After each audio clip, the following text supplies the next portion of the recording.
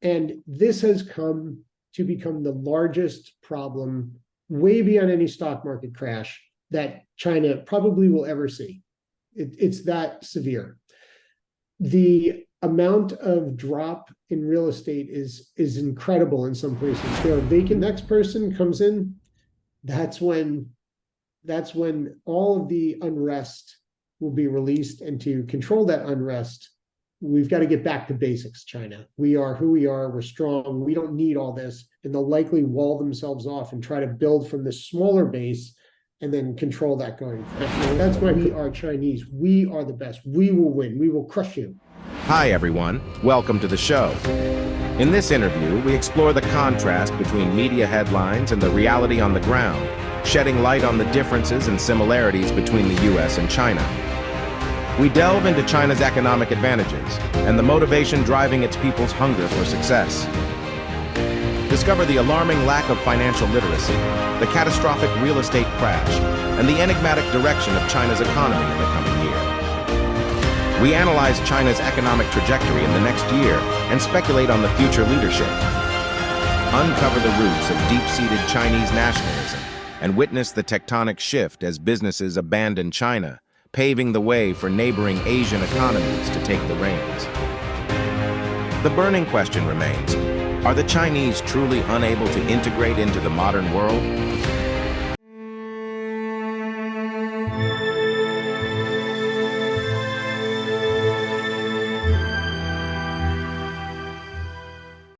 Hi everyone, welcome to the show. Today we have a guest, an American entrepreneur from China, Erik Kaiser. Welcome to the show.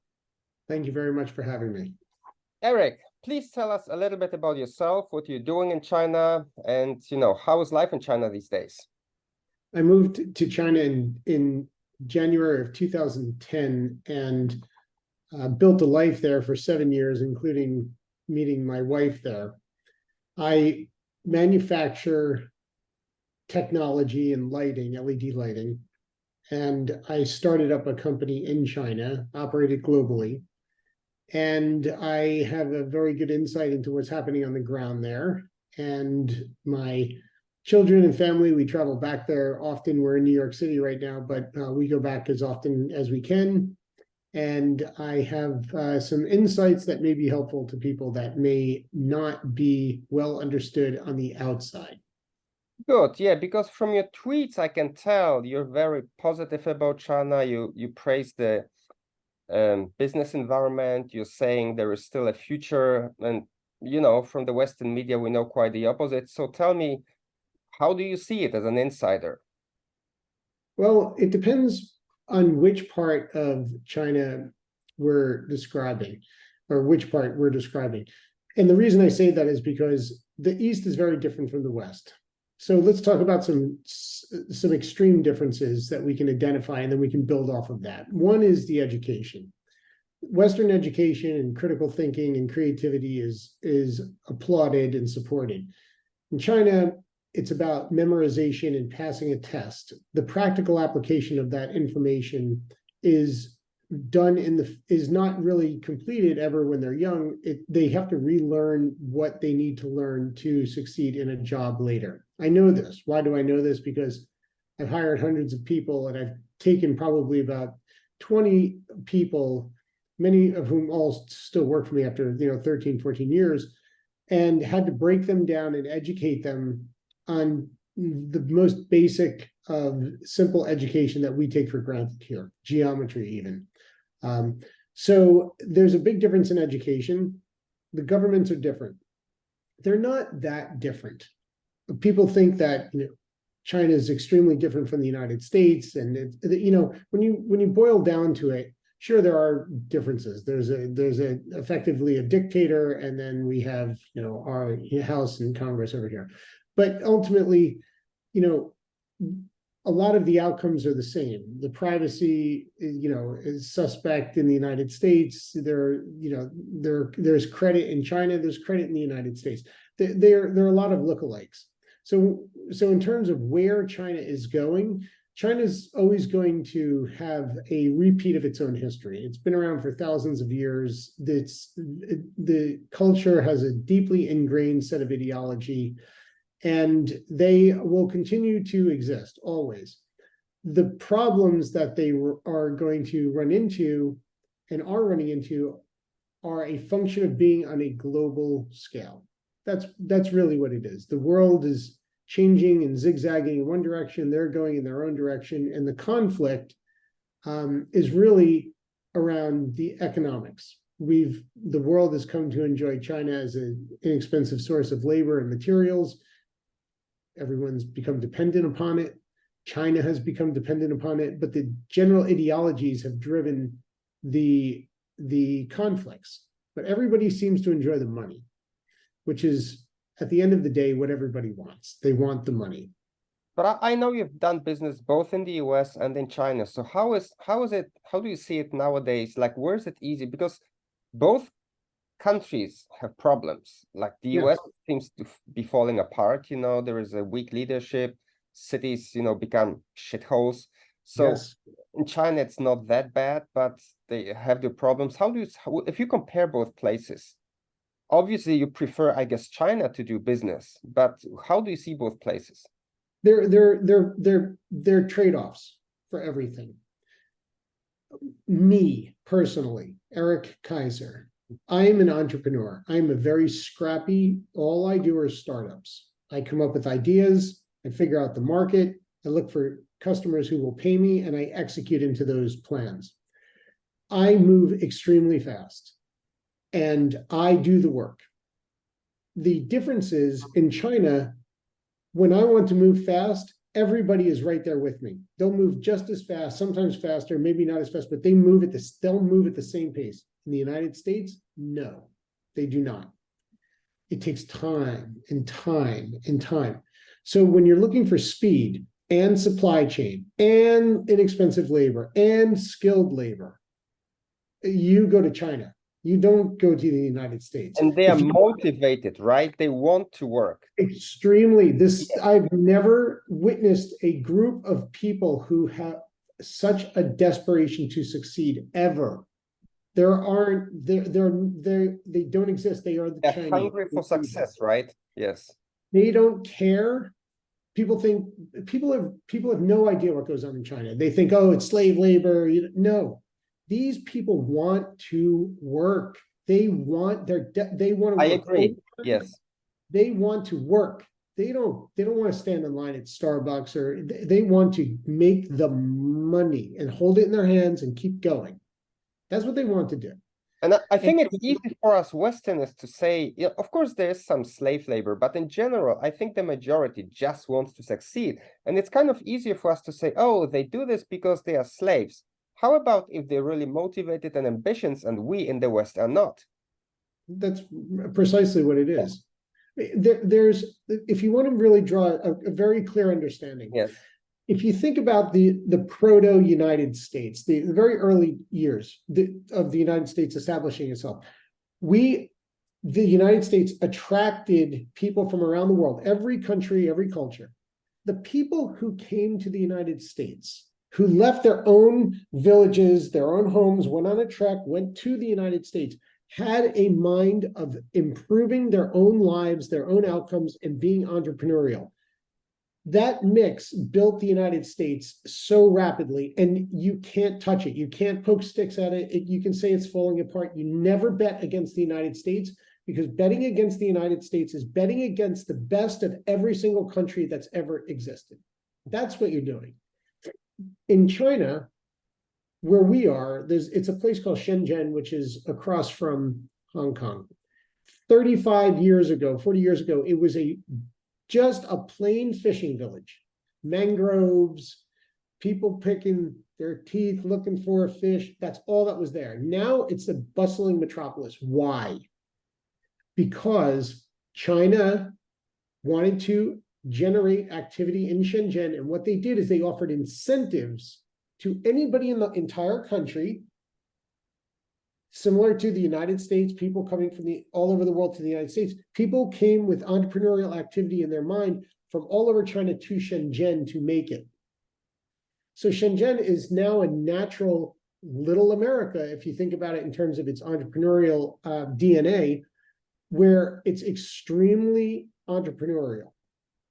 I know So, okay. yes. So just to wrap that up, Yes. there is a subset of people in China who are even more desperate to succeed, and they are in Shenzhen. So they build their own economy, and it's phenomenal. They move.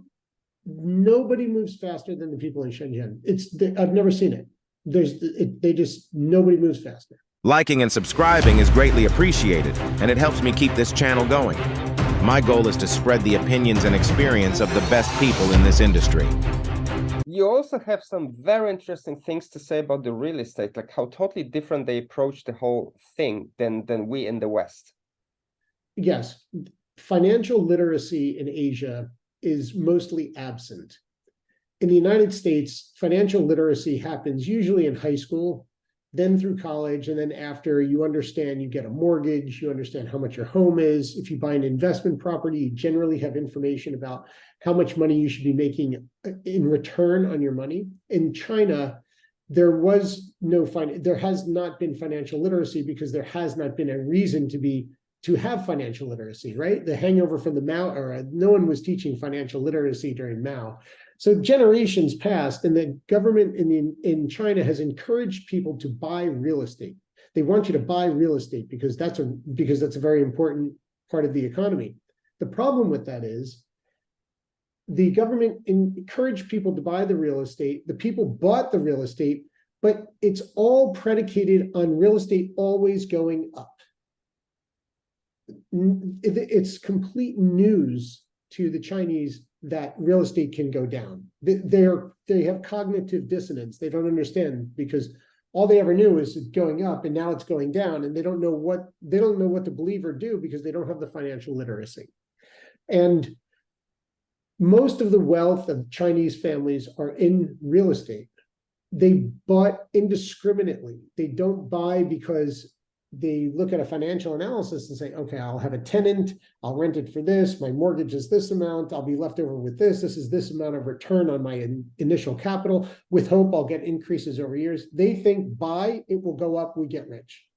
Well, that doesn't happen. And this has come to become the largest problem, way beyond any stock market crash, that China probably will ever see.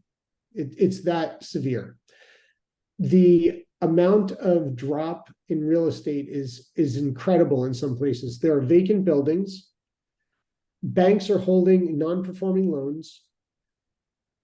Individual people cannot pay their mortgages, and they're in default, and the banks are feverishly working out deals with them to put everything on the back end, extend the loan. They're trying everything so there isn't just a full-out collapse right now. And I don't believe it's possible to do, because the money that Chinese are dependent upon is often related to foreign trade. There's the domestic economy. The domestic economy is down severely. It's very, very, very bad. Way worse than people understand. Way worse. There are some places like in Shanghai where people don't feel it as much, but in other places, it's so obvious. Our family, two of the people who work for the government, their salaries were slashed 30% years ago during the pandemic. And they're holding these mortgages because they bought and bought and bought. They've got a tenant. Now they're trying to fill the gap. It's draining the savings of all Chinese people, and it's not producing any value. So how do you see, let's say, the coming year, or maybe what's the impact? Because they have a manufacturing base, they have this population you just described, but at the same time, a huge problem. So where do you see this going? Getting worse. And the reason for which I say that is because if you look at their population, which has been a subject, in the news, but their population is shrinking. Yes. There's no one to pay those bills. There's not enough people to pay the bills for the older people. A normal pyramid is what you would expect. Younger people, older people dying off. It's inverted. Less younger people and a huge old population. Who's going to pay those bills? Where does that money come? Additionally, all the extra real estate that has been developed, Yes. some of it has been ordered to be demolished by the government. That's a normal program that they like, just take these buildings down. They're dark, take them down. And all of the real estate that has been built over the years, this boom, there's not enough people to fill them. And if there are, they can't afford it. So you're running into a very clear path in my mind. What happens when the population shrinks, cannot afford what's there, and you want to grow the economy? Well, you need to, one, invest massively in public works projects, infrastructure. That's always been the Chinese default. They just build more roads and bridges and perfect more infrastructure. That's not going to do it this time. It's just not. And my own prediction, although as grim as it may sound, is that the current leadership is a dictatorship, effectively. I would not be so concerned about this current administration. I would be most concerned with the next leader who comes in, because the next leader who comes in is likely going to say, folks, we don't need all these cars, and we don't need these goods and services. We don't need most of this. What we need is to live together, be one, unified, very Mao type driven. And I say that because the government is currently setting up people to understand that that it's okay to be poor. They have propaganda to describe it's okay to be poor. You can be poor and happy. That's becoming a trend, and people are starting to feel that. The government's trying to ease people into going back to some level of poverty in some way that is acceptable, because there isn't a clear roadmap out of this problem. You need a growing population. You need certain ingredients for this soup, and there are just not enough ingredients. So I'm most concerned with what happens next. Now it's just going to ride out, be bumpy, and confuse people. The next person comes in, that's when all of the unrest will be released. And to control that unrest, we've got to get back to basics, China. We are who we are, we're strong, we don't need all this. And they'll likely wall themselves off and try to build from this smaller base and then control that going forward. That's my prediction. That doesn't mean you also have some very interesting views about the Chinese nationalism. I think that's also something that's not really understood in the West. And you told me last time that's kind of ingrained in their, culture or being. So could you tell us a little bit about that? Very easily. Nationalism is usually defined as kind of blind pride for one's own country. Lightly speaking. Chinese people are extremely nationalistic. They want to win. They are wildly competitive. And they know that other countries have better. For instance, the United States has way better technology. There are a lot more opportunities, let's just say. There's just a desire to have what other countries have, which they don't have. However, they want to succeed. They want to be right. And when they are given an opportunity to experience national pride, they all love it. It's super important to them. Examples of that would be when annually there's usually a new movie that comes out about Nanjing and the Japanese, and it raises up the fury of all the people in China against the Japanese, and they all collectively get reminded to hate the Japanese, and they feel very nationalistic. When something happens to the United States, for instance, that they don't like, that they're happy, there's something negative happens here, they're happy about it. They feel like good. If they could beat the United States, if they could take over the world, that's just it. They just want to be the best, and nobody tell them anything otherwise. We are the best. And they look for every opportunity to have that sensation, to feel that sensation. And it's extremely strong, way stronger than people even understand. way Is strong. it something natural, or is it because the government supports it that much? It's 3,000 years of training. It really is. They are taught to love their country, honor their country. Many, in much of the same way, US citizens saluted the flag, read the Pledge of Allegiance in school, and had a routine in order to honor one's country. Their routine is consistent, it's very important, and it's meaningful. And that is a very important cocktail for them to feel that it's okay to be nationalistic. It's an objective to be nationalistic. And we should be nationalistic. We are Chinese. We are the best. We will win. We will crush you. And so they are very strong people. I mean, it's incredible, and you can see it. If they were given the chance to just take over the world, it would be like, yeah, we're going to do it because nobody knows better than us. And it's very strong, very, very strong. I know you have a very cool YouTube channel on, and then I've watched your videos in Thailand. Really, really cool. I will put the link in the description. Could you tell us a little bit about other economies like Thailand, Cambodia, Vietnam? How do you see those? Southeast Asia in general is now becoming the spillover to China, India as well. China has grown, it has become more sophisticated, and it has become more expensive.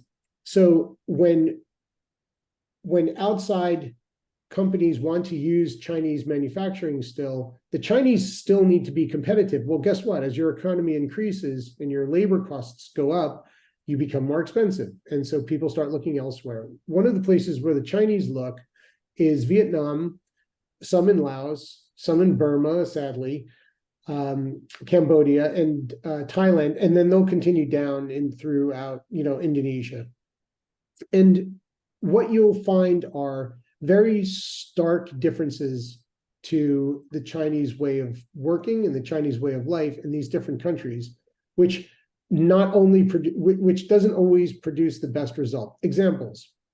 Currently, Vietnam is packed with Chinese people, Chinese manufacturers, because there's a lower cost of labor, and the tariffs for exporting from Vietnam to the United States are much less than China, significantly less, sometimes 35% additional on top of a 25%. They're very meaningful savings.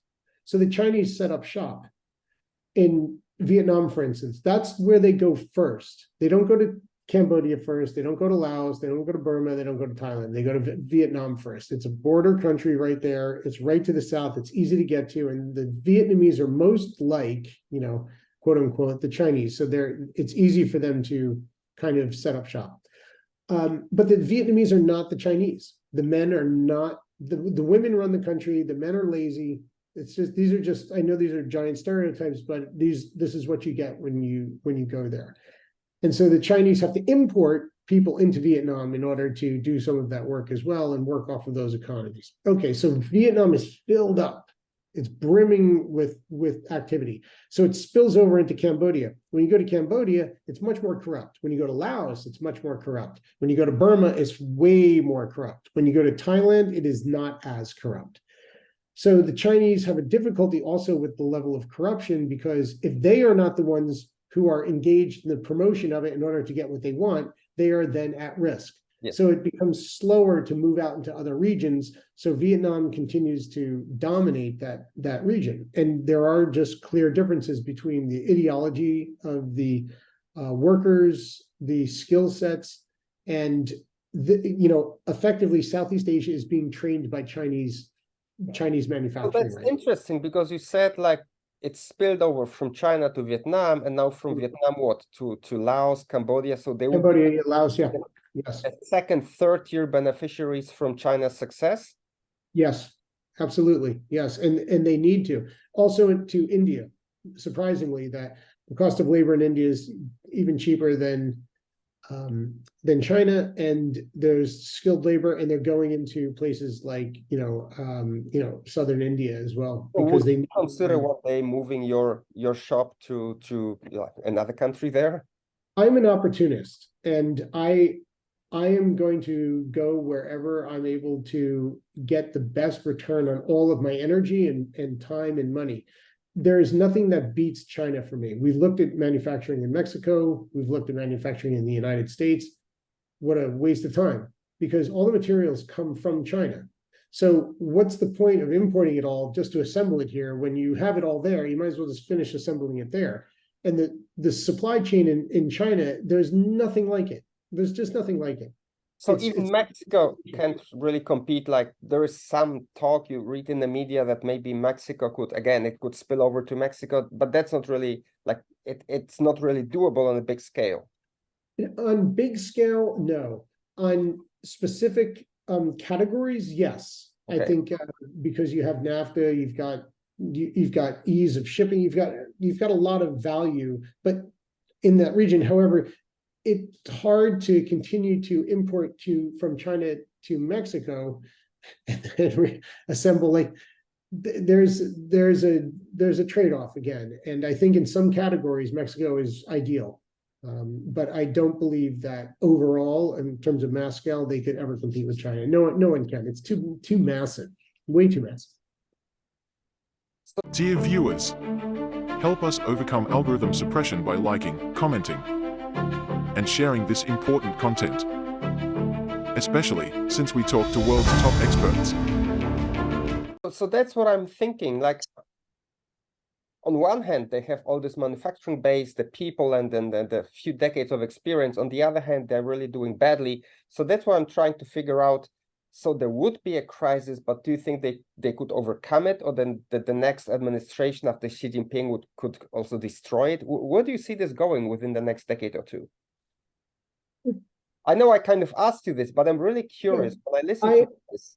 I am not bullish on the Chinese government continuing to integrate their citizens into the world. Okay. Give me an example. COVID, lockdowns in China. People believe that the lockdowns in China were the result of an administrative action in order to protect the Chinese citizens. That's incorrect. The lockdowns in China, it was realized by the chairman that, oh, wow, this is my next year for election. In order to decrease the amount of resistance in the streets, I can lock down the whole country from assembling in the name of COVID. I can use this to show the world how we beat COVID. And by the way, during this period of time, I'm just going to make sure I get reelected without any resistance.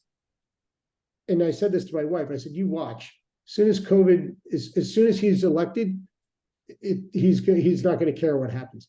30 days after he was elected, he pulled the plug on COVID and everything just went freestyle.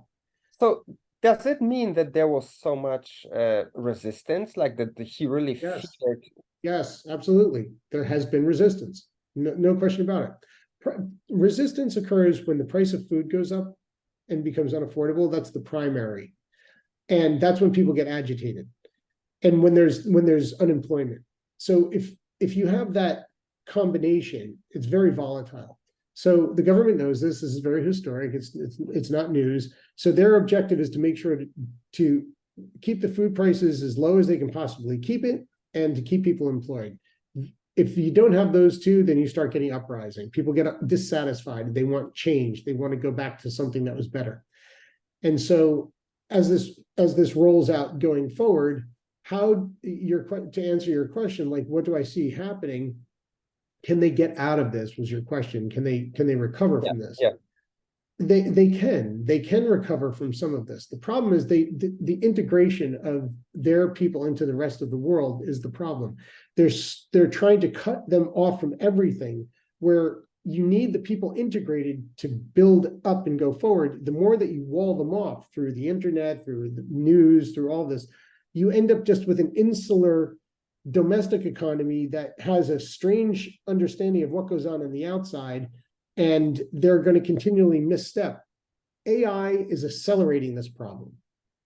And, I look at this and I'm like, there's so many ripe opportunities for Chinese people going forward. and they're never going to capture them because they will continually be walled off from opportunities that are going way faster in other parts of the world. And that's going to continue to set them back. If the government were to open up the internet some more, really just back off a bit on the politics, they would probably do much better. But that will never happen. That is not in their playbook. Okay, so two more questions. One would be, if I understand you correctly, you're kind of hinting that in a situation as you just described, they might not be able to add value. Like they would always be on the same level. Like they wouldn't be able to integrate and to progress like the rest of the world. They would just be on the same level and couldn't kind of catch up with the world, like in terms of technology. The Chinese are not innovative. They don't innovate anything. They copy. They're master copiers. So this goes back all the way to the beginning of the conversation, identifying the difference in education in the West and the East is critical, because in the West, critical thinking, creativity, thinking in the abstract is very important. In China, it's not. So therefore, they hit the scene when they become young adults, and they're not taught to creatively get themselves out of one, and creatively build themselves. They're like, okay, what can I get to make money? Okay, somebody else is making money. Let me take that, copy it. And, they have that block and clone kind of mentality. And so they don't innovate. They're not innovating themselves out of anything. They're still trying to catch up on semiconductor technology. Yeah. There are no programs in place in order to say, look, we need to be creative. We need to innovate, think in the abstract. Let's do what other countries are doing. It's not like that. So they're always going to be behind, waiting for innovations to copy. So, it's very hard to go anywhere when you're like that. That's just, Okay, spinning. last question. I think you and your wife have two little daughters, right? So I'm wondering, how do you position, like how do you see their future? Like what do they think when they go back and forth between both cultures and countries? Or how do you think, how would you wish they would maybe function in the future? It's very clear. My kids are they speak Mandarin fluently as well. They only know China as where the home and business is, and they have friends in our factory and the family and everything like that. However, optically, from where my wife and I sit, we see the influence of everybody on them when we're there. Okay. And we understand that their way of thinking and their activity and what they think is important and what is not is very different from what we think, and they get affected by it. And we know we have to pull them out of there and recondition them for Western thinking very quickly, because you run into these ideological conflicts. And my children are being educated in New York City. They're being brought up, mostly in New York City, except that we are in China as well.